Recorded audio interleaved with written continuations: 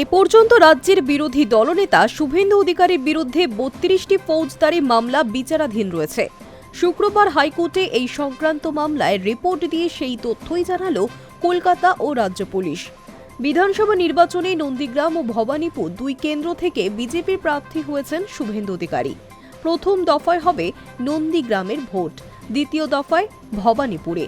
এই পরিস্থিতিতে মনোনয়নপত্র জমা দেওয়ার আগে রাজ্যে কোথায় কতগুলি ফৌজদারি মামলা তার বিরুদ্ধে রয়েছে তার বিস্তারিত তথ্য জানতে চেয়েছিলেন শুভেন্দু অধিকারী। মামলায় রাজ্য পুলিশ ও কলকাতা পুলিশের কাছে সেই তথ্য জানতে চেয়েছিলেন হাইকোর্টের বিচারপতি সৌগত ভট্টাচার্য। কলকাতা পুলিশ অবশ্য আগেই রিপোর্ট জমা করেছিল।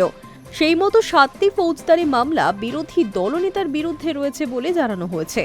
শুক্রবার রাজ্য পুলিশের তরফে জানানো হয়েছে শুভেন্দু অধিকারীর বিরুদ্ধে রাজ্য পুলিশে মোট 25টি ফৌজদারি মামলা রয়েছে, অর্থাৎ সব মিলিয়ে মোট 32টি ফৌজদারি মামলা দায়ের হয়েছে।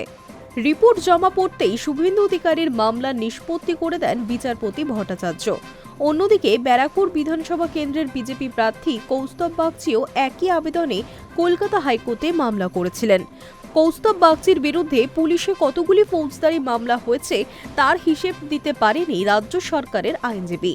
তবে কলকাতা পুলিশ তাদের তথ্য পেশ করেছে। সেখানে বলা হয়েছে কৌস্তব বাগচির বিরুদ্ধে কলকাতা পুলিশে মোট 4টি ফৌজদারি মামলা দায়ের হয়েছে।